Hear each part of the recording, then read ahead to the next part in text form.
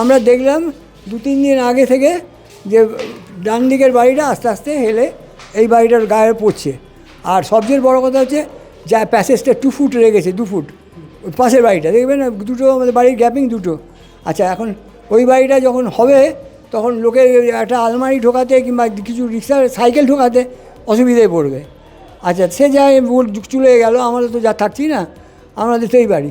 এখন এখানে হচ্ছে কি ভয় হচ্ছে কি ওপরে আমরা এই তলায় আছে যে কিছু নাও হলেও হতে পারে, কিন্তু ওপরে যদি কিছু হয় তাহলে সে করতে হবে। সুতরাং আমরা চাই যে যাতে সুষ্ঠুভাবে, কালকে কর্পোরেশনের লোকেরাও দেখে গেছে, আমরা চাই যে সুষ্ঠুভাবে যাতে বাড়িটার যা করার করে দেওয়া। আর যদি অসুবিধা হয় তাহলে আমার তরফ থেকে রিকোয়েস্ট হচ্ছে এ বাড়ির থেকে এ বাড়ি হয়তো কিছুটা সামান্য হতে পারে, কিন্তু ওই বাড়ির 2 তলাকে করে দেওয়া।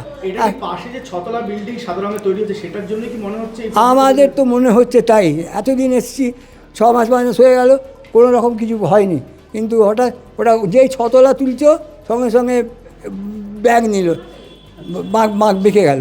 শুধু আমার ধারণা, যতটা আমার বুদ্ধিতে বোঝায়, যে ওই ফ্ল্যাটের জোরে এটা হচ্ছে। আর 2 ফুট মাত্র জায়গা রেখেছে, দেখেছেন তো জায়গাটা কত, অত ছোটো একটা যে ওখানে থাকতে আসবে তারা তো কানা খুসখুস শুনছি, কিন্তু এত যে হয়েছে সেটা বুঝতেই পারিনি।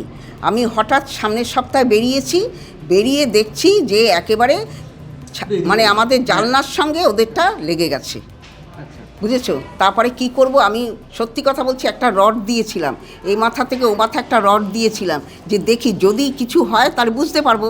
দেখছি সামান্য একটু ব্যান্ডের মতন হয়েছে, ওইটা দেখে আমি ঘাবড়ে গেছি, বুঝেছো? তখন আমি আমাদের যে প্রমোটার তার কাছে গেলাম, সে বলল কোনো চিন্তা নেই, আমি আছি, আমি করেছি, আমি আপনাদের ব্যবস্থা নেব। আমাদের সত্যি প্রমোটার খুব ভালো। দেখো আমার ঘর দুয়ার কোথাও কিচ্ছু নেই, এত সুন্দর করেছে, এত বড় বড় ঘর করেছে, সব কিছু ভালো, কিন্তু এদের জন্য আমাদের এই কপালে আজকের এই দুর্গতি। হ্যাঁ, আমি ল্যান্ডলর্ড, আমার যা, আমরা এই দুজনেই, আমাদের হাজবেন্ডরা নেই।